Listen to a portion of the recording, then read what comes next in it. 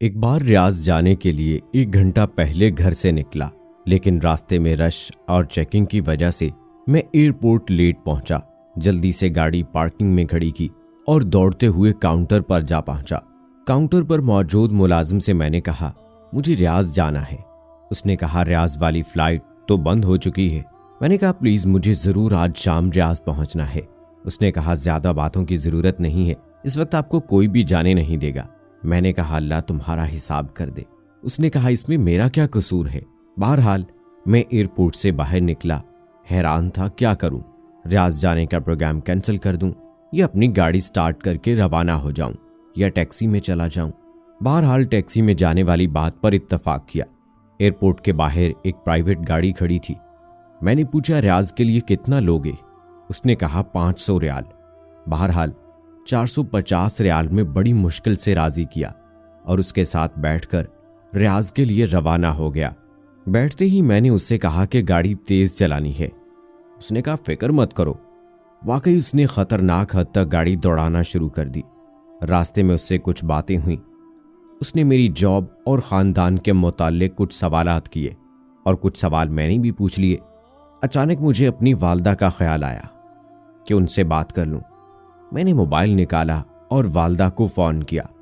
انہوں نے پوچھا، بیٹے کہاں ہو؟ میں نے جہاز کے نکل جانے اور ٹیکسی میں سفر کرنے والی بات بتا دی۔ ماں نے دعا دی، بیٹے اللہ تمہیں ہر قسم کے شر سے بچا دے۔ میں نے کہا، انشاءاللہ جب میں ریاض پہنچ جاؤں گا تو آپ کو اطلاع دے دوں گا۔ قدرتی طور پر میرے دل پر ایک پریشانی چھا گئی اور مجھے ایسا لگ رہا تھا جیسے کوئی مصیبت میرا انتظار کر رہی ہو۔ اس کے بعد میں نے اپنی بیوی کو فون کیا۔ میں نے اسے بھی ساری بات بتا دی اور اسے ہدایت کی کہ بچوں کا خیال رکھے، بالخصوص چھوٹی بچی کا۔ اس نے کہا، جب سے تم گئے ہو مسلسل آپ کے بارے میں پوچھ رہی ہے۔ میں نے کہا، میری بات کرواؤ۔ بچی نے کہا، بابا آپ کب آئیں گے؟ میں نے کہا، ابھی تھوڑی دیر میں آ جاؤں گا۔ کوئی چیز چاہیے؟ وہ بولی، ہاں میرے لیے چاکلیٹ لے آؤ۔ میں ہنسا اور کہا، ٹھیک ہے۔ اس کے بعد میں اپنی سوچوں میں گم ہو گیا کہ اچانک ڈرائیور کے سوال نے مجھے چونکا دیا۔ پوچھا، کیا میں سگریٹ پی سکتا ہوں؟ میں نے کہا، بھائی تم مجھے ایک نیک اور سمجھدار انسان لگ رہے ہو، تم کیوں خود کو اور اپنے مال کو نقصان پہنچا رہے ہو؟ اس نے کہا، میں نے پچھلے رمضان میں بہت کوشش کی کہ سگریٹ چھوڑ دوں، لیکن کامیاب نہ ہو سکا۔ میں نے کہا، اللہ تعالیٰ نے تمہیں بڑی قوت دی ہے، تم سگریٹ چھوڑنے کا معمولی سا کام نہیں کر سکتے؟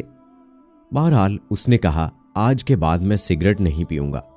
میں نے کہا، اللہ تعالیٰ آپ کو ثابت قدمی عطا فرمائے، آمین۔ مجھے یاد پڑتا ہے کہ اس کے بعد میں نے گاڑی کے دروازے کے ساتھ سر لگایا کہ اچانک گاڑی سے زوردار دھماکے کی آواز آئی اور پتہ لگا کہ گاڑی کا ایک ٹائر پھٹ گیا ہے۔ میں گھبرایا اور ڈرائیور سے کہا، سپیڈ کم کر دو اور گاڑی کو قابو کرو۔ اس نے گھبراہٹ میں کوئی جواب نہیں دیا۔ گاڑی ایک طرف نکل گئی اور کلا بازیاں کھاتی ہوئی ایک جگہ رک گئی۔ مجھے اس وقت اللہ نے توفیق دی کہ میں نے زور زور سے کلمہ شہادت پڑھا۔ مجھے سر میں چوٹ لگی تھی اور درد کی شدت سے ایسا محسوس ہو رہا تھا کہ سر پھٹا جا رہا ہے۔ میں جسم کے کسی حصے کو حرکت نہیں دے سکتا تھا۔ میں نے اپنی زندگی میں اتنا درد کبھی نہیں دیکھا تھا۔ میں بات کرنا چاہ رہا تھا لیکن بول نہیں سکتا تھا، جبکہ میری آنکھیں کھلی تھیں، لیکن مجھے کچھ نظر نہیں آ رہا تھا۔ اتنے میں لوگوں کے قدموں کی آوازیں سنی جو ایک دوسرے سے کہہ رہے تھے کہ اسے ہلاؤ نہیں، سر سے خون نکل رہا ہے اور ٹانگیں ٹوٹ چکی ہیں۔ میری تکلیف میں اضافہ ہوتا چلا جا رہا تھا اور سانس لینے میں شدید دشواری محسوس کر رہا تھا۔ مجھے اندازہ ہوا کہ شاید میری موت آ گئی ہے۔ اس وقت مجھے گزری زندگی پر جو ندامت ہوئی میں اسے الفاظ میں بیان نہیں کر سکتا۔ مجھے پتا چلا کہ اب مجھے موت سے کوئی نہیں بچا سکتا۔ اس کہانی کے آخر میں بتاؤں گا کہ اس کی کیا حقیقت ہے۔ یہاں پر ہر بھائی بہن تصور کرے کہ جو کچھ ہو رہا ہے میرے ساتھ ہو رہا ہے، کیونکہ عنقریب ہم سب کو اس ملتے جلتے حالات سے سابقہ پیش آنا ہے۔ اس کے بعد لوگوں کی آوازیں آنا بند ہو گئیں۔ میری آنکھوں کے سامنے مکمل تاریکی چھا گئی اور میں ایسا محسوس کر رہا تھا जैसे मेरे जिस्म को छुरियों से काटा जा रहा हो। इतने में मुझे एक सफेद रेश आदमी नजर आया। उसने मुझे कहा, बेटे, ये तुम्हारी जिंदगी की आखिरी घड़ी है। मैं तुम्हें नसीहत करना चाहता हूं क्योंकि अल्लाह ताला ने मुझे तुम्हारे पास भेजा है। मैंने पूछा, क्या है नसीहत? उसने कहा, इस आयत की तरगीब, खुदा की कसम, इसमें तुम्हारी निजात है। अगर तुम इस पर ईमान लाए तो तुम्हें अपने घर वालों को लौटा दूंगा और तुम्हारी रूह वापस ले आऊंगा। जल्दी से बोलो, टाइम खत्म हुआ जा रहा है। मुझे अंदाजा हुआ ये शैतान है। मुझे उस वक्त जितनी भी तकलीफ थी और जितनी भी अजियत से दो चार था, लेकिन उसके बावजूद अल्लाह और उसके रसूल पर पक्का ईमान था। मैंने उसे कहा, जाओ अल्लाह के दुश्मन, मैंने इस्लाम की हालत में जिंदगी गुजारी है और मुसलमान होकर मरूंगा। उसका रंग जर्द पड़ गया। बोला, तुम्हारी निजात इसी में है कि तुम यहूदी या नसरानी मर जाओ, वरना मैं तुम्हारी तकलीफ बढ़ा दूंगा और तुम्हारी रूह कब्ज कर दूंगा। मैंने कहा, मौत तुम्हारे हाथ में नहीं है। जो भी हो, मैं इस्लाम की हालत में ही मरूंगा। इतने में उसने ऊपर देखा और देखते ही भाग निकला। मुझे लगा जैसे किसी ने उसे डराया हो। अचानक मैं अजीब किस्म के चेहरों वाले और बड़े बड़े जिस्मों वाले लोग देखे। वो आसमान की तरफ से आए और कहा, अस्सलामु अलैकुम। मैंने कहा, वालेकुम अस्सलाम। उसके बाद वो खामोश हो गए और एक लफ्ज भी नहीं बोले। उनके पास कफन थे। मुझे अंदाजा हुआ कि मेरी जिंदगी खत्म हो गई है। उनमें से एक बहुत बड़ा फरिश्ता मेरी तरफ आया और कहा, ऐ नेक रूह, अल्लाह की मग़फ़िरत और उसकी खुशनुदी की तरफ निकला। ये बात सुनकर मेरी खुशी का ठिकाना नहीं रहा। मैंने कहा, अल्लाह के फरिश्ते, मैं हाजिर हूं। उसने मेरी रूह खींच ली। मुझे अब ऐसा महसूस हो रहा था जैसे मैं नींद और हकीकत के माबैन हूं। ऐसा लगा कि मुझे जिस्म से आसमान की तरफ उठाया जा रहा है। मैंने नीचे देखा तो पता चला कि लोग मेरे जिस्म के इर्द गिर्द खड़े हैं और उन्होंने मेरे जिस्म को एक कपड़े से ढांप दिया। उनमें से किसी ने कहा, इन्ना लिल्लाहि व इन्ना इलैहि राजिऊन। मैंने दो फरिश्तों को देखा कि वो मुझे वसूल कर रहे हैं और मुझे कफन में डालकर ऊपर की तरफ ले जा रहे हैं। मैंने दाएं बाएं देखा तो मुझे उफ़क़ के अलावा कुछ नजर नहीं आया। मुझे बुलंदी से बुलंदी की तरफ ले जाया जा रहा था। हम बादलों को चीरते चले गए जैसे कि मैं एक जहाज में बैठा हूं। यहां तक कि पूरी जमीन मुझे एक गेंद की तरह नजर आ रही थी। मैंने उन दो फरिश्तों से पूछा, क्या अल्लाह मुझे जन्नत में दाखिल करेगा? उन्होंने कहा कि इसका इल्म अल्लाह ताला की जात को है। हमें सिर्फ तुम्हारी रूह लेने की जिम्मेदारी सौंपी गई है और हम सिर्फ मुसलमानों पर मामूर हैं। हमारे करीब से कुछ और फरिश्ते गुजर गए जिनके पास एक रूह थी और उससे ऐसी खुशबू आ रही थी कि मैंने अपनी जिंदगी में इतनी जबरदस्त खुशबू कभी नहीं सूंघी थी। मैंने हैरानगी के आलम में फरिश्तों से पूछा कि कौन है? अगर मुझे मालूम ना होता कि अल्लाह के रसूल सल्लल्लाहु अलैहि वसल्लम दुनिया से रहलत फरमा गए हैं तो मैं कहता कि ये उनकी रूह होगी। उन्होंने कहा कि ये एक फलस्तीनी की रूह है जिसे यहूदियों ने थोड़ी देर पहले कत्ल किया जबकि वो अपने दीन और वतन की मुदाफ़ियत कर रहा था। उसका नाम अबू लाबद है। मैंने कहा, काश मैं शहीद होकर मरता। उसके बाद कुछ और फरिश्ते हमारे करीब से गुजरे और उनके पास एक रूह थी जिससे सख्त बदबू आ रही थी। मैंने पूछा कि कौन है? उन्होंने कहा कि ये बुतों और गाय को पूजने वाला एक हिंदू है जिसे थोड़ी देर पहले अल्लाह ताला ने अपने अजाब से हलाक कर दिया। मैंने शुक्र किया कि शुक्र है मैं कम से कम मुसलमान मरा हूं। मैंने कहा, मैंने आखिरत के सफर के हवाले से बहुत पढ़ा है लेकिन ये जो कुछ हो रहा है मैंने कभी इसका तसव्वुर नहीं किया। उन्होंने कहा, शुक्र करो मुसलमान मरे हो, लेकिन अभी तुम्हारे सामने सफर बहुत लंबा है और बेशुमार मराहिल है।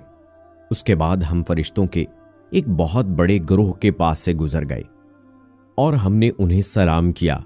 उन्होंने पूछा, ये कौन है?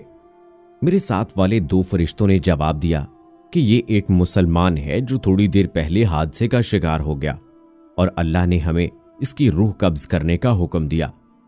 انہوں نے کہا، مسلمانوں کے لیے بشارت ہے کیونکہ یہ اچھے لوگ ہیں۔ میں نے فرشتوں سے پوچھا، یہ کون لوگ ہیں؟ انہوں نے کہا، یہ وہ فرشتے ہیں جو آسمان کی حفاظت کرتے ہیں اور یہاں سے شیطانوں پر شہاب پھینکتے رہتے ہیں۔ میں نے کہا، یہ تو اللہ تعالیٰ کی بہت عظیم مخلوق ہے۔ انہوں نے کہا، ان سے بھی زیادہ عظیم فرشتے ہیں۔ میں نے پوچھا، کون ہیں؟ وہ بولے، جبرائیل علیہ السلام اور عرش کو اٹھانے والے فرشتے، اور یہ سب مخلوق ایسی ہے کہ اللہ تعالیٰ کے حکم کی سرتابی نہیں کیا کرتے۔ وہ اللہ کے دیے ہوئے کسی حکم کی نافرمانی نہیں کرتے اور جو حکم دیا جاتا ہے اسے بجا لاتے ہیں۔ اس کے بعد ہم مزید اوپر چڑھتے گئے یہاں تک کہ آسمان دنیا پر پہنچ گئے۔ میں اس وقت ایک خوف اور کرب کے عالم میں تھا کہ نامعلوم آگے کیا ہوگا۔ میں نے آسمان کو بہت بڑا پایا اور اس کے اندر دروازے تھے جو بند تھے، اور ان دروازوں پر فرشتے تھے جن کے جسم بہت بڑے تھے۔ فرشتوں نے کہا، السلام علیکم ورحمۃ اللہ، اور ان کے ساتھ میں نے بھی یہی الفاظ دہرائے۔ دوسرے فرشتوں نے جواباً کہا، وعلیکم السلام ورحمۃ اللہ وبرکاتہ، اور انہوں نے کہا، رحمت کے فرشتوں، اہلاً و سہلاً، ضرور یہ مسلمان ہی ہوگا۔ میرے ساتھ والے فرشتے نے کہا، ہاں یہ مسلمان ہے۔ انہوں نے کہا، تم اندر آ سکتے ہو، کیونکہ آسمان کے دروازے صرف مسلمانوں کے لیے کھلتے ہیں۔ کافروں کے بارے میں اللہ تعالیٰ کا حکم ہے، کافروں کے لیے آسمان کے دروازے نہیں کھلیں گے۔ ہم اندر آ گئے تو بہت ساری عجیب چیزیں دیکھیں۔ پھر ہم آگے بڑھے اور اوپر چڑھنا شروع کیا، یہاں تک کہ دوسرا، تیسرا، چوتھا، پانچواں، چھٹا اور بالآخر ساتوں آسمان پر جا پہنچے۔ یہ آسمان باقی تمام آسمانوں سے بڑا نظر آیا، جیسے ایک بہت بڑا سمندر۔ فرشتے کہہ رہے تھے، اللہم انت السلام و منک السلام تبارکت یا ذوالجلال والاکرام۔ مجھ پر ایک بہت بڑی ہیبت طاری ہوئی، سر نیچے کیا اور آنسو جاری ہوئے۔ اللہ تعالیٰ نے میرے بارے میں حکم صادر فرمایا کہ میرے اس بندے کا عمل نام علین میں لکھ دو اور اسے زمین کی طرف واپس لے جاؤ، کیونکہ میں نے انہیں زمین سے پیدا کیا، اسی میں ان کی واپسی ہوگی اور ایک بار پھر اسی زمین سے انہیں اٹھاؤں گا۔ شدید روب، ہیبت اور خوشی کے ملے جلے جذبات میں نے کہا، پروردگار تو پاک ہے، لیکن ہم نے تیری وہ بندگی نہیں کی جو ہونی چاہیے تھی۔ فرشتے مجھے لے کر زمین کی طرف واپس روانہ ہوئے اور جہاں جہاں سے گزرتے گئے دوسرے فرشتوں کو سلام کرتے گئے۔ میں نے راستے میں ان سے پوچھا، کیا میں اپنے جسم اور گھر والوں کے متعلق جان سکتا ہوں؟ انہوں نے کہا، اپنے جسم کو عنقریب تم دیکھ لو گے، لیکن جہاں تک تمہارے گھر والوں کا تعلق ہے ان کی نیکیاں آپ کو پہنچتی رہیں گی، لیکن تم انہیں دیکھ نہیں سکتے۔ اس کے بعد وہ مجھے زمین پر لے آئے اور کہا، اب تم اپنے جسم کے ساتھ رہو، ہمارا کام ختم ہو گیا، اب قبر میں تمہارے پاس دوسرے فرشتے آئیں گے۔ میں نے کہا، اللہ تعالیٰ آپ کو جزائے خیر دے، کیا میں پھر کبھی آپ کو دیکھ سکوں گا؟ انہوں نے کہا، قیامت کے دن، اور اس کے ساتھ ان پر ہیبت طاری ہوئی۔ پھر انہوں نے کہا، اگر تم اہل جنت میں سے نکلے تو ہم ساتھ ساتھ ہوں گے انشاءاللہ۔ میں نے پوچھا، جو کچھ میں نے دیکھا اور سنا، کیا اس کے بعد بھی میرے جنت جانے میں کوئی شک رہ گیا ہے؟ انہوں نے کہا، تمہارے جنت جانے کے بارے میں اللہ ہی بہتر جانتا ہے۔ تمہیں جو عزت و اکرام ملا وہ اس لیے کہ تم مسلمان مرے ہو، لیکن تمہیں اعمال کی پیشی اور میزان سے ضرور سابقہ پیش آنا ہے۔ مجھے اپنے گناہ یاد آئے اور کہا کہ زور زور سے روں۔ انہوں نے کہا، اپنے رب سے نیک گمان کرو، کیونکہ وہ کسی پر ظلم ہرگز نہیں کرتا۔ اس کے بعد انہوں نے سلام کیا اور بڑی تیزی سے اوپر کی طرف اٹھ گئے۔ میں نے اپنے جسم پر نظر دوڑائی، میری آنکھیں بند تھیں اور میرے ارد گرد میرے بھائی اور والد صاحب رو رہے تھے۔ اس کے بعد میرے جسم پر پانی ڈالا گیا تو مجھے پتا چلا کہ مجھے غسل دیا جا رہا ہے۔ ان کے رونے سے مجھے تکلیف ملتی تھی اور جب میرے والد دعا کرتے کہ اللہ تعالیٰ تم پر رحم فرمائے تو ان کی یہ بات مجھے راحت پہنچاتی تھی۔ اس کے بعد میرے جسم کو سفید کفن پہنایا گیا۔ میں نے اپنے دل میں کہا، افسوس میں اپنے جسم کو اللہ کی راہ میں ختم کرتا، کاش میں شہید مرتا۔ افسوس میں ایک گھڑی بھی اللہ کے ذکر یا نماز یا عبادت کے بغیر نہ گزارتا، کاش میں شب و روز اللہ کی راہ میں مال خرچ کرتا۔ افسوس، ہائے افسوس۔ اتنے میں لوگوں نے میرا جسم اٹھایا۔ میں اپنے جسم کو دیکھ رہا ہوں، لیکن نہ تو اس کے اندر جا سکتا ہوں اور نہ دور ہو سکتا ہوں۔ ایک عجیب سی صورتحال سے دوچار تھا۔ مجھے جب اٹھایا گیا تو جو چیز میرے لیے اس وقت تکلیف دہ تھی وہ میرے گھر والوں کا رونا تھا۔ میرا دل چاہ رہا تھا میں اپنے ابا سے کہہ دوں، ابا جان پلیز رونا بند کر دیں، بلکہ میرے لیے دعا کریں، کیونکہ آپ کا رونا مجھے تکلیف دے رہا ہے۔ میرے رشتہ داروں میں اس وقت جو کوئی میرے لیے دعا کرتا تو اس سے مجھے راحت مل جاتی تھی۔ مجھے مسجد پہنچایا گیا اور وہاں اتارا گیا اور میں نے سنا کہ لوگ نماز پڑھنے لگے ہیں۔ مجھے شدید خواہش ہوئی کہ میں بھی ان کے ساتھ نماز میں شریک ہو جاؤں۔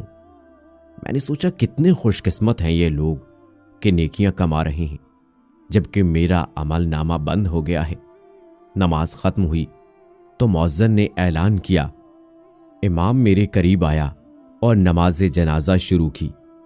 میں حیران ہوا کہ وہاں بہت سارے فرشتے آ گئے جو ایک دوسرے سے باتیں کر رہے تھے کہ نماز پڑھنے والے کتنے لوگ ہیں اور ان میں کتنے موحد ہیں جو اللہ کے ساتھ شرک نہیں کرتے۔ چوتھی تکبیر میں نے دیکھا کہ فرشتے کچھ لکھ رہے ہیں۔ مجھے اندازہ کہ وہ لوگوں کی دعائیں لکھ رہے ہوں گے۔ اس وقت میرے دل میں خواہش پیدا ہوئی کہ امام اس رکعت کو مزید لمبی کر دے، کیونکہ لوگوں کی دعاؤں سے مجھے عجیب سی راحت اور سرور مل رہا تھا۔ نماز ختم ہوئی اور مجھے اٹھا کر قبرستان کی طرف لے گئے۔ راستے میں کچھ لوگ دعائیں مانگ رہے تھے اور کچھ رو رہے تھے، اور میں حیران و پریشان تھا کہ نامعلوم میرے ساتھ کیا ہونے والا ہے۔ مجھے اپنے تمام گناہ اور غلطیاں اور ظلم اور جو غفلت کی گھڑیاں میں نے دنیا میں گزاری تھی، ایک ایک چیز سامنے آ رہی تھی۔ ایک شدید ہیبت کا عالم تھا جس میں گزر رہا تھا۔ الغرض قبرستان پہنچا کر مجھے اتارا گیا۔ اس وقت مختلف قسم کی آوازیں سننے میں آئیں۔ کوئی کہہ رہا ہے جنازے کو راستہ دے دو، کوئی کہہ رہا ہے اس طرف سے لے جاؤ، کوئی کہتا ہے قبر کے قریب رکھ دو۔ یا اللہ، میں نے کبھی اپنے بارے ایسی باتیں نہیں سوچی تھیں۔ مجھے قبر میں روح اور جسم کے ساتھ اتارا گیا، لیکن انہیں صرف میرا جسم نظر آ رہا تھا، روح نہیں نظر آ رہی تھی۔ اس کے بعد لحد کو بند کرنا شروع کر دیا۔ میرا دل چاہا کہ چیخ چیخ کے کہہ دوں کہ مجھے یہاں نہ چھوڑیں، پتہ نہیں میرے ساتھ کیا ہوگا، لیکن میں بول نہیں سکتا تھا۔ الغرض مٹی ڈالنی شروع ہوئی اور قبر میں گھوپ اندھیرا چھا گیا۔ لوگوں کی آوازیں بند ہوتی چلی گئیں، لیکن میں ان کے قدموں کی آوازیں سن رہا تھا۔ ان میں سے جو کوئی میرے لیے دعا کرتا تو اس سے مجھے سکون مل جاتا تھا۔ اچانک قبر مجھ پر تنگ ہوئی اور ایسا لگا کہ میرے پورے جسم کو کچل دے گی، اور قریب تھا کہ میں ایک چیخ نکال دوں، لیکن پھر دوبارہ اصلی حالت پر آ گئی۔ اس کے بعد میں نے ایک طرف دیکھنے کی کوشش کی کہ اچانک دو ہیبت ناک قسم کے فرشتے نمودار ہوئے، جن کے بڑے بڑے جسم، کالے رنگ اور نیلی آنکھیں تھیں۔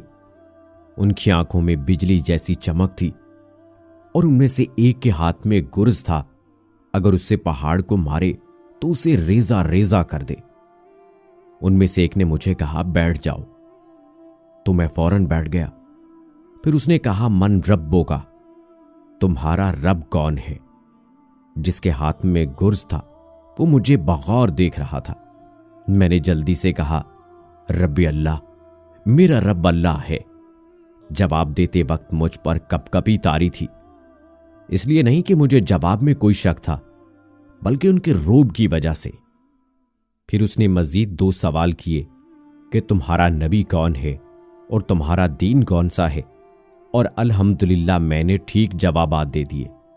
انہوں نے کہا اب تم قبر کے عذاب سے بچ گئے۔ میں نے پوچھا کیا تم منکر نکیر ہو؟ انہوں نے جواباً کہا ہاں، اور بولے کہ اگر تم صحیح جوابات نہ دیتے تو ہم تمہیں اس گرز سے مارتے اور تم اتنی چیخیں نکالتے کہ اسے زمین کی ساری مخلوق سن لیتی سوائے انسانوں اور جنوں کے، اور اگر جن و انس اسے سن لیں تو بے ہوش ہو جائیں۔ میں نے کہا اللہ کا شکر ہے کہ اس نے مجھے اس مصیبت سے بچا لیا۔ اس کے بعد وہ چلے گئے اور ان کے جانے سے مجھے قدرے اطمینان حاصل ہوا۔ ان کے چلے جانے کے ساتھ ہی مجھے سخت گرمی محسوس ہوئی اور مجھے لگا کہ میرا جسم جلنے والا ہے، جیسے کہ جہنم سے کوئی کھڑکی کھولی گئی ہو۔ اتنے میں 2 اور فرشتے نمودار ہوئے اور کہا السلام علیکم ورحمۃ اللہ وبرکاتہ۔ میں نے جواب دیا وعلیکم السلام ورحمۃ اللہ وبرکاتہ۔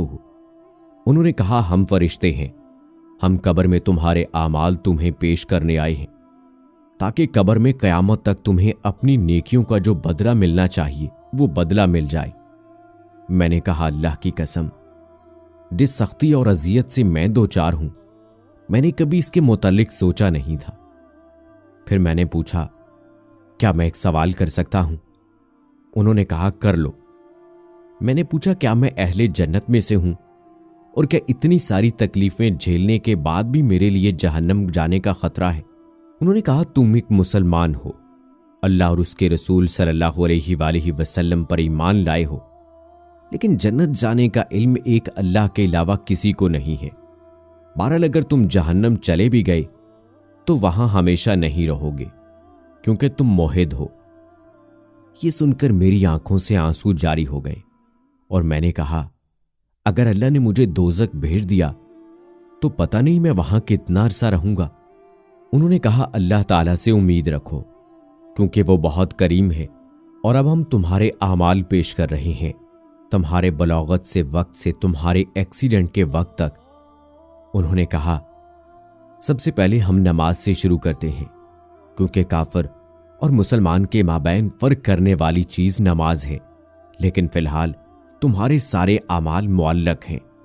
میں نے حیرانگی سے پوچھا میں نے اپنی زندگی میں بہت سارے نیک اعمال کیے ہیں، آخر میرے اعمال معلق کیوں ہیں؟ اور اس وقت جو میں اپنے جسم میں دنیا جہاں کی گرمی محسوس کر رہا ہوں اس کی کیا وجہ ہے؟ انہوں نے کہا اس کی وجہ یہ ہے کہ تمہارے اوپر قرضہ ہے جو تم نے مرنے سے پہلے ادا نہیں کیا۔ میں رو پڑا اور میں نے کہا کیسے؟ اور یہ جو میرے اعمال معلق ہیں کیا اسی کی وجہ بھی یہی ہے؟ میرا سوال ابھی پورا نہیں ہوا تھا کہ میری قبر میں اچانک روشنی آ گئی اور ایک ایسی خوشبو پھیل گئی کہ ایسی خوشبو نہ میں نے اپنی زندگی میں کبھی سونگھی، اور نہ مرنے کے بعد۔ اس روشنی سے آواز آئی السلام علیکم ورحمۃ اللہ وبرکاتہ۔ میں نے کہا وعلیکم السلام ورحمۃ اللہ وبرکاتہ۔ میں نے پوچھا تم کون ہو؟ اس نے کہا میں سورہ ملک ہوں، میں اس لیے آئی ہوں کہ اللہ سے تیرے لیے مدد طلب کر دوں کیونکہ تم نے میری حفاظت کی تھی اور تمہارے رسول صلی اللہ علیہ وآلہ وسلم نے تمہیں بتا دیا تھا کہ جو کوئی سورہ ملک پڑھے گا قبر میں وہ اس کے لیے نجات کا ذریعہ ہوگی۔ میں بہت خوش ہوا۔ میں نے کہا میں نے بچپن میں تمہیں حفظ کر لیا تھا اور میں ہمیشہ نماز میں اور گھر میں تیری تلاوت کیا کرتا تھا، مجھے اس وقت تمہاری اشد ضرورت ہے۔ اس نے کہا اس لیے تو میں آئی ہوں کہ اللہ تعالیٰ سے دعا کر لوں کہ وہ تمہاری تکلیف کو آسانی میں تبدیل کر دے، لیکن تم سے ایک غلطی ہوئی ہے کہ تم نے لوگوں کے قرضے ادا نہیں کیے ہیں۔ میں نے کہا نجات کا کوئی طریقہ ہے؟ اس نے کہا 3 باتوں میں سے کوئی ایک تمہارا مسئلہ حل کر سکتا ہے۔ میں نے جلدی سے کہا وہ کون سے کام ہیں؟ اس نے کہا پہلے یہ بتاؤ کہ تم نے کوئی کاغذ لکھ کر چھوڑا ہے جسے دیکھ کر تمہارے ورثاء وہ قرضہ ادا کر دیں۔ ورثاء کا نام سن کر میرے آنسو نکل آئے۔ مجھے تمام گھر والے، امی، ابو، بیوی، بہن، بھائی اور بچے یاد آئے۔ پتہ نہیں میرے بعد ان کا کیا حال ہوگا۔ میری چھوٹی بچی جس کے ساتھ میں نے چاکلیٹ کا وعدہ کیا تھا، اب کون اس کے لیے چاکلیٹ لے کر دے گا؟ میری بیوی کو لوگ بیوہ کہیں گے، کون ان کا خیال رکھے گا؟ سورہ ملک نے پوچھا لگ رہا ہے تم کوئی چیز یاد کر رہے ہو۔ میں نے کہا مجھے اپنے اہل و عیال اور بچے یاد آئے کہ میرے بعد ان کا کیا حال ہوگا۔ سورہ ملک نے کہا جس نے انہیں پیدا کیا ہے وہی روزی بھی دے گا اور وہی نگہبان بھی ہے۔ سورہ ملک کی اس بات سے مجھے کافی تسلی ہوئی۔ اس کے بعد میں نے پوچھا کیا میں جان سکتا ہوں کہ میرے اوپر ٹوٹل کتنا قرضہ ہے؟ سورہ ملک نے کہا کہ میں نے فرشتے سے پوچھا تو اس نے بتایا کہ 1700 ریال۔ 1000 آپ کے دوست کے ہیں جس کا نام ابو حسن ہے اور باقی مختلف لوگوں کے ہیں۔ میں نے کہا مختلف لوگ کون ہیں؟ اس نے کہا دراصل بلوغت سے لے کر آخری دن تک تم سے کئی بار اس بارے میں کوتاہی ہوئی ہے۔ اس طرح قرضہ بڑھ گیا۔ مثلاً 5 ریال اس دکاندار کے ہیں جس سے آپ نے کوئی چیز خریدی تھی جبکہ آپ کی عمر 15 سال تھی۔ آپ نے اس سے کہا پیسے کل دے دوں گا اور پھر آپ نے نہیں دیے۔ اس طرح لانڈری والے سے آپ نے کپڑے دھلوائے اور اس کو ادائیگی کرنا بھول گئے۔ کرتے کرتے اس نے سارے لوگوں کے نام بتا دیے اور سارے مجھے یاد آئے۔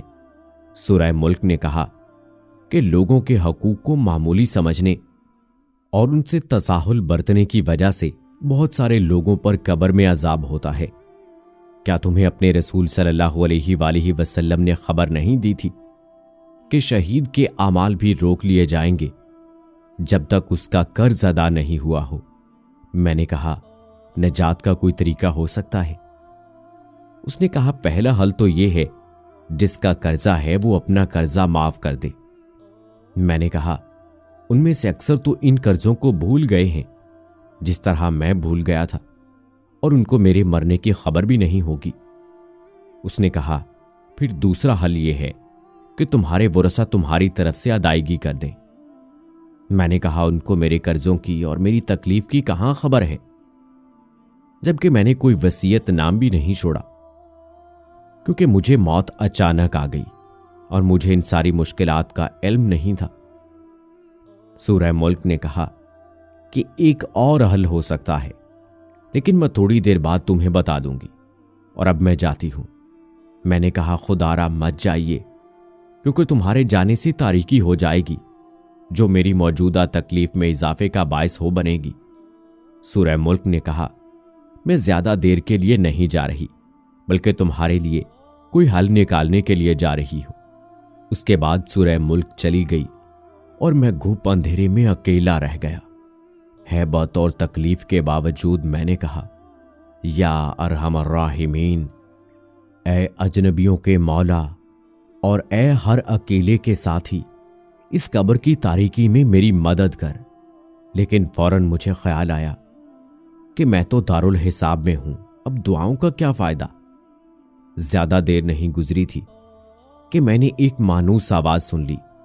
میں نے آواز پہچان لی، یہ میرے والد بزرگوار کی آواز تھی جو کہہ رہے تھے السلام علیکم ورحمۃ اللہ وبرکاتہ۔ میں نے کہا وعلیکم السلام ورحمۃ اللہ وبرکاتہ، لیکن میرا جواب انہیں کون پہنچائے؟ پھر انہوں نے روتے ہوئے کہا اے اللہ، میں اس بیٹے سے راضی ہوں، تو بھی اس سے راضی ہو جا۔ میرے والد صاحب جب دعا مانگ رہے تھے تو دعا کے دوران ایک زبردست روشنی میری قبر میں آئی۔ یہ دراصل رحمت کا فرشتہ تھا جو میرے والد کی دعا کو نوٹ کر رہا تھا، اور جب تک میرے والد نہیں گئے تھے میرے ساتھ رہا۔ میرے والد صاحب جب واپس ہوئے تو فرشتے نے کہا کہ تیرے والد کی دعا آسمانوں تک جائے گی اور انشاءاللہ اللہ تعالیٰ اس کو قبول کرے گا، کیونکہ والد کی دعا اپنے بیٹے کے لیے مستجاب ہوتی ہے۔ میں نے تمنا کی کہ کاش میرے والد میری قبر پر زیادہ دیر کے لیے ٹھہرتے اور دعا مزید لمبی کرتے، کیونکہ ان کی دعا کی وجہ سے مجھے کافی آرام ملا۔ میں نے فرشتے سے پوچھا کیا میں ایک سوال کر سکتا ہوں؟ کیا پوچھو؟ میں نے کہا جب سے میں مرا ہوں اب تک کتنا عرصہ گزر گیا؟ اس نے کہا جب سے تمہاری وفات ہوئی آج 3 دن ہے اور اس وقت ظہر کا وقت ہے۔ میں نے حیرانگی سے کہا 3 دن اور اتنے سارے معاملات اور واقعات، اور یہ قبر کی تاریکی جبکہ باہر دنیا روشن ہے۔ فرشتے نے کہا تمہارے سامنے بہت لمبا سفر ہے، اللہ اسے تمہارے لیے آسان کر دے۔ میں اپنے آپ کو قابو نہ کر سکا اور رونے لگا، اور ایسا رویا کہ مجھے یاد نہیں پڑتا کہ میں کبھی زندگی میں اتنا رویا ہوں۔ میں نے دل میں سوچا کہ اتنا خطرناک سفر اور دنیا میں میری اس قدر اس سفر کے لیے غفلت۔ فرشتے نے جاتے وقت بتا دیا کہ قبر میں موجودہ روشنی تیرے والد کی دعا کی وجہ سے ہے، اور یہ اسی طرح رہے گی جب تک اللہ چاہے۔ مجھے پتا چلا کہ والد کا آنا میرے لیے باعث رحمت ہے۔ میں نے تمنا کی کہ کاش میرے ابو میری آواز سن لیں اور میں انہیں بتا دوں، ابو میرے قرضوں کی ادائیگی کر دے اور میری طرف سے صدقے کر دیں، اللہ کے واسطے میرے لیے دعا کریں، لیکن کون ہے جو انہیں بتا دے؟ میں نے محسوس کیا کہ بعض اوقات میرے جسم کی گرمی کم ہو جاتی تھی، لیکن اچانک پھر سے بڑھ جاتی تھی۔ میں نے اندازہ لگا لیا کہ اس کا تعلق میرے حق میں لوگوں کی دعائیں ہیں۔ اچانک میری قبر میں پھر وہی روشنی آئی جو اس سے پہلے میں دیکھ چکا تھا، یعنی سورہ ملک کی۔ سورہ ملک نے کہا، تمہارے لیے 2 خوشخبریاں ہیں۔ میں نے اشتیاق کے ساتھ فوراً کہا، کیا ہے؟ تمہارے دوست نے اللہ کی خاطر تمہارا قرضہ معاف کر دیا ہے۔ میں نے اللہ تعالیٰ کا شکر ادا کیا، اور مجھے پتا تھا کہ میری گرمی کم ہو جانے کی وجہ شاید یہی تھی۔ میں نے کہا، دوسری بشارت کیا ہے؟ اس نے کہا، میں نے اللہ سے بہت درخواستیں کی، لیکن انسانوں کے حقوق وہ معاف نہیں کرتا۔ البتہ اللہ نے ایک فرشتہ بھیج دیا جو تیرے رشتہ داروں میں سے کسی کو خواب میں آئے گا تاکہ وہ تمہارے قرضوں کے متعلق سمجھ جائیں۔ پھر اس نے پوچھا، تمہارے خیال میں کون بہتر ہے، جس کو خواب میں فرشتہ کسی شکل میں آئے اور پھر وہ اس کو سچا سمجھ کر قرض کی ادائیگی کرے؟ میں نے اپنی امی کے بارے میں سوچا، لیکن پھر سوچا کہ اگر اس نے مجھے خواب میں دیکھا تو رونا شروع کر دے گی اور خواب کی تعبیر نہیں سمجھ سکے گی۔ پھر میں نے تمام رشتہ داروں کے متعلق سوچا، اور جو بندہ مجھے بہتر لگا وہ میری بیوی تھی، کیونکہ وہ ہمیشہ خوابوں کو اہتمام دیا کرتی تھی۔ میں نے کہا، میری بیوی اگر مجھے خواب میں دیکھ لے تو ہو سکتا ہے وہ اس کی تعبیر سمجھ جائے۔ سورہ ملک نے کہا، میں متعلقہ فرشتے کو اطلاع دیتی ہوں اور اللہ سے دعا کرتی ہوں کہ وہ آپ کی مشکل کو آسان کر دے۔ اس کے بعد سورہ ملک چلی گئی، اور میری قبر میں بدستور وہ روشنی باقی تھی جو میرے والد کی دعا کی برکت سے آئی تھی، اور میں انتظار کرتا رہا جیسے کہ جیل کے اندر ہوں۔ مجھے ٹائم کا کوئی اندازہ نہیں تھا، کیونکہ یہاں گھڑی نہیں تھی، نہ نماز، نہ کھانا، نہ پینا، نہ اور کوئی مصروفیات۔ دعائیں مانگنا اور ذکر و اذکار بھی بیکار۔ بعض اوقات لوگوں کے قدموں کی آوازیں سن لیتا تو اندازہ کر لیتا کہ شاید کسی کا جنازہ ہے۔ بعض اوقات لوگوں کے ہنسنے کی آوازیں آ جاتی تھیں تو مجھے تعجب ہوتا تھا کہ ان کو اندازہ نہیں ہے کہ ہم کس صورتحال سے دوچار ہیں۔ کافی وقت گزرنے کے بعد اچانک میرے جسم کی گرمی بڑھنی شروع ہوئی اور میں چیخنے لگا تھا۔ ایسا لگ رہا تھا جیسے میں ایک تندور کے اندر ہوں۔ میرے خوف میں اضافہ ہوتا چلا جا رہا تھا، لیکن پھر اچانک گرمی کم ہونی شروع ہوئی، یہاں تک کہ بالکل غائب ہو گئی۔ سمجھ میں نہیں آ رہا تھا کہ ایسا کیوں ہو جاتا ہے۔ اس کے بعد ایک بار پھر سورہ ملک کی روشنی آ گئی اور مجھے کہا، تمہیں مبارک ہو۔ میں نے کہا، وہ کیسے؟ اس نے کہا، خوابوں کا فرشتہ تمہاری بیوی کو خواب میں گیا، اور تمہاری بیوی نے خواب میں تمہیں ایک سیڑھی پر چڑھتے دیکھا، اور دیکھا کہ 7 سیڑھیاں باقی ہیں اور تم پریشان کھڑے ہو کیونکہ آگے نہیں چڑھ سکتے۔ پھر وہ فجر کی نماز سے پہلے اٹھی، تمہاری یاد میں روئی، اور صبح ہوتے ہی ایک عورت سے رابطہ کیا جو خوابوں کی تفسیر کرتی ہے، اور اسے اپنا خواب سنایا۔ اس عورت نے کہا، اے بیٹی، تمہارے شوہر قبر میں تکلیف میں مبتلا ہیں کیونکہ اس پر کسی کا 1700 ریال قرض ہے۔ تیری بیوی نے پوچھا، کس کا قرض ہے اور ہم کیسے ادا کریں؟ اس نے کہا، مجھے نہیں معلوم، اس بارے میں علماء سے معلوم کرو۔ پھر تیری بیوی نے ایک شیخ کی اہلیہ سے رابطہ کیا اور اسے ساری بات بتا دی تاکہ وہ شیخ سے جواب پوچھ لے۔ الغرض شیخ نے کہا کہ میت کی طرف سے صدقہ کر دے، ہو سکتا ہے اللہ ताला ने उसे कबूल करके मैयत का अजाब हटा दे। तेरी बीवी के पास सोना था जिसकी कीमत 4000 रियाल थी। उसने वो सोना तेरे वालिद को दिया और तेरे वालिद ने उसके साथ कुछ रकम मजीद लगाकर सदका कर दिया और यूं तेरा मसला हल हो गया। मैंने कहा अल्हम्दुलिल्लाह, मुझे इस वक्त कोई तकलीफ नहीं है और ये सब कुछ अल्लाह ताला के फजल और तेरे ताउन से हुआ है। सूरह मुल्क ने कहा, अब आमाल वाले फरिश्ते तुम्हारे पास आ जाएंगे। मैंने पूछा, क्या इसके बाद भी मेरे लिए कोई खतरा है? उसने कहा, सफर बहुत लंबा है और हो सकता है इसमें कई साल लग जाएं, लिहाजा उसके लिए तैयार रहो। कई साल वाले जवाब ने मेरी परेशानी में इजाफा कर दिया। सूरह मुल्क ने कहा, बहुत सारे लोग सिर्फ इस वजह से कब्रों में अजाब झेल रहे हैं कि वो बाज बातों को मामूली समझते थे, जबकि अल्लाह के नजदीक वो मामूली नहीं है। मैंने कहा, मसलन कौन से अमाल? उसने कहा, बहुत सारे लोगों पर कब्रों में इसलिए अजाब है कि वो पेशाब से नहीं बचते थे और गंदगी की हालत में अल्लाह के सामने खड़े होते थे। इसी तरह चुगली, चोरी, सूद और माल यतीम की वजह से बहुत सारे लोगों पर अजाब हो रहा है।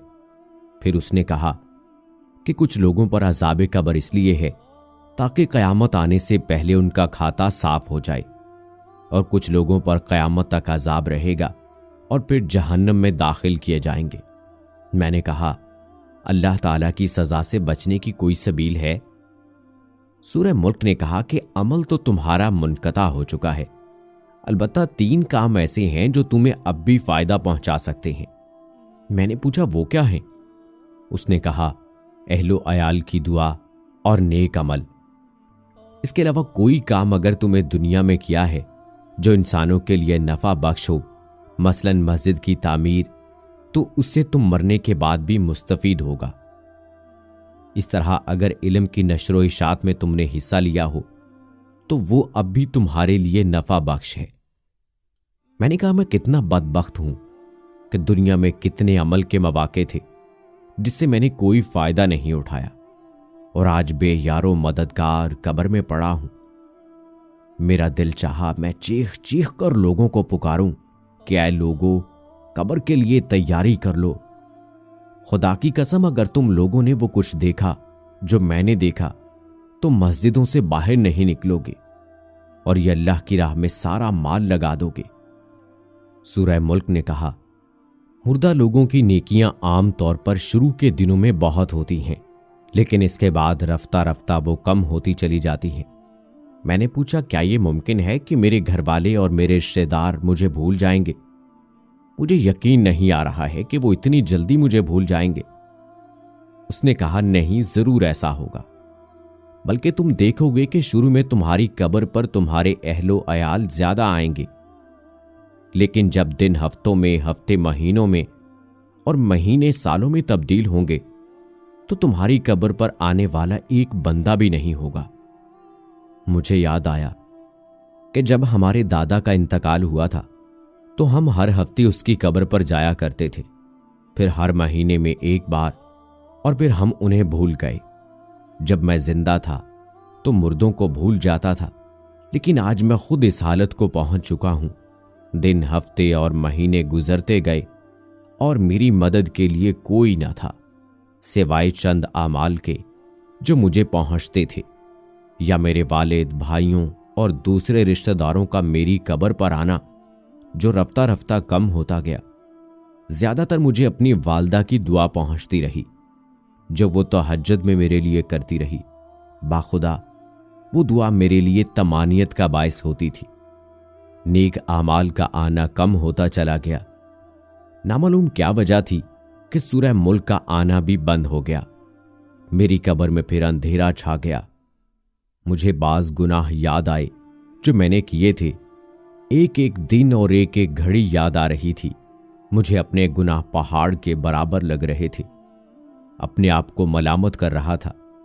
कितने गुनाह हैं जो मैंने बड़ी दलेरी से किए थे। कितनी नमाजें हैं जो मेरी फौत हो गई हैं। कितनी फजर की नमाजें हैं जो मैंने गफलत की वजह से नहीं पढ़ी हैं। ये सारे गुनाह याद करके मैं इतना रोया कि मुझे टाइम का चूंकि अंदाजा नहीं था, اس لیے اگر میں کہہ دوں کہ مہینوں رویا ہوں گا تو مبالغہ نہیں ہوگا۔ ایک دن اچانک ایسی روشنی آئی جیسے سورج نکل چکا ہو، اور میں نے فرشتوں کی آوازیں سنی کہ وہ ایک دوسرے کو مبارکباد دے رہے ہیں۔ میری سمجھ میں نہیں آ رہا تھا کہ کیا ہو چکا ہے کہ میرے پاس سورہ ملک آئی اور خوشخبری سنا دی۔ سورہ ملک نے بتایا کہ رمضان المبارک کا مہینہ شروع ہو گیا ہے، اور یہ رحمت اور معافی کا مہینہ ہے، اور اس بہت سارے مردے مسلمانوں کی دعاؤں کی برکت سے نجات پا لیتے ہیں۔ میں بہت خوش ہوا۔ اللہ تعالیٰ انسانوں پر کتنا مہربان ہے، لیکن انسان ہے کہ گمراہی پر تلا ہوا ہے۔ سورہ ملک نے بتایا کہ اللہ تعالیٰ کسی کو آگ میں نہیں ڈالنا چاہتا، لیکن یہ انسانوں کی اپنی حماقت ہوتی ہے کہ وہ ایسے گناہ کر جاتے ہیں جو ان کی سزا کا موجب ہوتے ہیں۔ پھر اس نے کہا کہ اب تھوڑی دیر بعد مسلمان نماز پڑھیں گے اور تم ان کی آوازیں سنو گے۔ سورہ ملک چلی گئی اور میری قبر میں بدستور روشنی تھی، اور میں نے پہلی بار مسجد سے آنے والی آوازیں سن لی۔ اپنی زندگی کو یاد کیا اور تراویح کو یاد کیا تو بہت رویا۔ میں نے سنا کہ لوگ نماز پڑھ رہے ہیں، اور پھر میں نے امام کی دعا سن لی کہ وہ پڑھ رہا ہے۔ اس دعا سے مجھے بہت سکون ملا۔ میں نے تمنا کی کہ امام دعا کو طول دے دے، اور میں نے محسوس کیا کہ وہ دعا سیدھی قبول ہو رہی ہے، کیونکہ مجھے اس سے کافی خوشی اور راحت مل رہی تھی۔ میں روتا جا رہا تھا اور ساتھ ساتھ آمین پڑھتا جا رہا تھا۔ اس طرح رمضان کا سارا مہینہ بہت سکون اور راحت سے گزرا۔ اور پھر ایک دن میری قبر میں انسان کی شکل میں ایک آدمی آیا جس سے بہت تیز خوشبو آ رہی تھی۔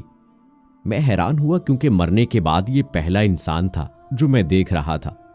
اس نے مجھے سلام کیا اور جواب میں وعلیکم السلام کہا۔ اس نے کہا میں تمہیں بشارت دیتا ہوں کہ اللہ تعالیٰ نے تمہارے گناہ معاف کیے ہیں۔ میں نے کہا اللہ آپ کو جزائے خیر دے، آپ کون ہیں؟ میں پہلی دفعہ قبر میں انسان کی شکل دیکھ رہا ہوں۔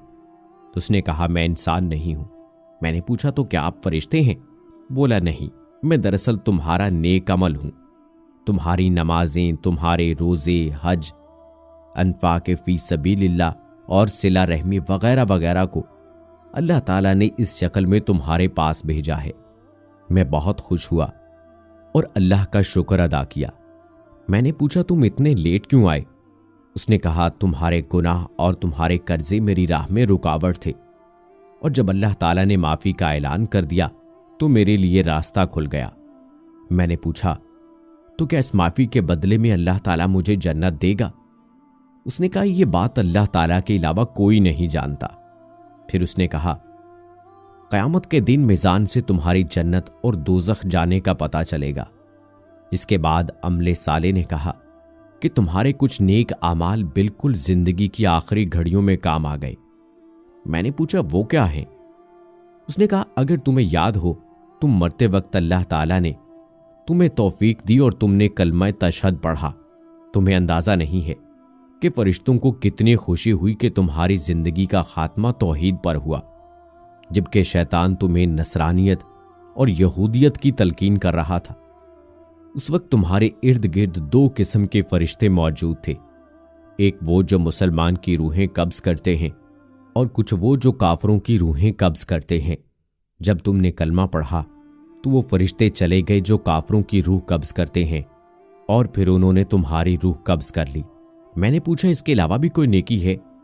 اس نے کہا ہاں، جب تم نے ڈرائیور کو سگریٹ چھوڑنے کی نصیحت کی تو آج جو خوشبو تم سونگ رہے ہو اس نصیحت کی بدولت ہے۔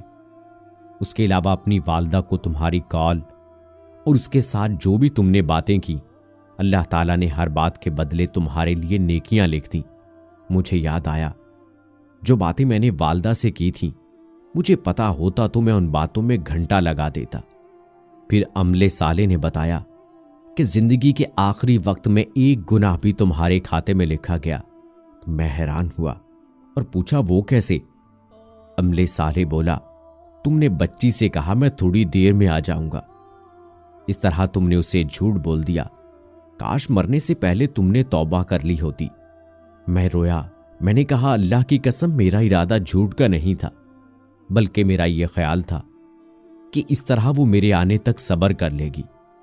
اس نے کہا جو بھی ہو آدمی کو سچ بولنا چاہیے، کیونکہ اللہ تعالیٰ سچے لوگوں کو پسند کرتا ہے اور جھوٹ بولنے والوں کو ناپسند کرتا ہے، لیکن لوگ اس میں بہت تساہل اور غفلت کا مظاہرہ کرتے ہیں۔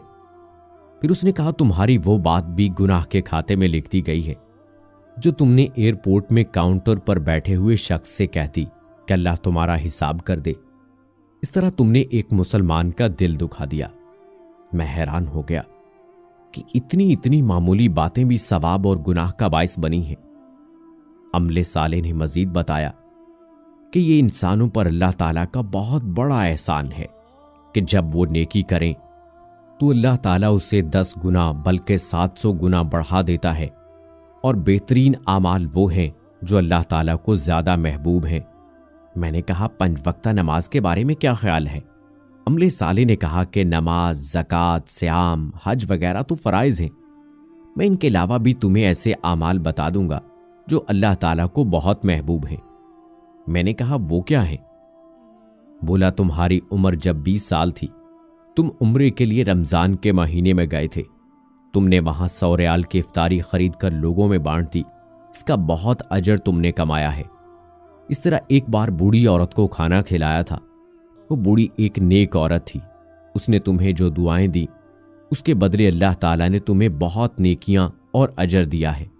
میں تمہیں ایک اور بات بتا دوں، ایک بار تم مدینہ جا رہے تھے کہ راستے میں تمہیں ایک آدمی کھڑا ملا جس کی گاڑی خراب ہو گئی تھی، تم نے اس کی جو مدد کی اللہ تعالیٰ کو تمہاری وہ نیکی بہت پسند آئی اور تمہیں اس کا بہت بڑا اجر ملا ہے۔ اس کے بعد میری قبر کھل گئی اور اس میں بہت زیادہ روشنی آ گئی اور فرشتوں کے گروہ در گروہ آتے ہوئے نظر آئے۔ عملے صالح نے بشارت دی کہ آج لیلۃ القدر ہے۔ روز و شب کے میلے میں غفلتوں کے مارے لوگ شاید یہی سمجھتے ہیں ہم نے جس کو دفنایا تھا بس اسی کو مرنا تھا۔ ذرا سوچئے، یہ کہانی عبرت کے لیے لکھی گئی ہے، لیکن احادیث مبارکہ کے بیان کے مطابق کیا اس کہانی کے سننے کے بعد بھی ہم آخرت کے لیے فکر مند نہیں ہوں گے؟ کیا اس کہانی کے بعد بھی ہم گناہ کریں گے؟ کیا اس کہانی کے سننے کے بعد بھی ہم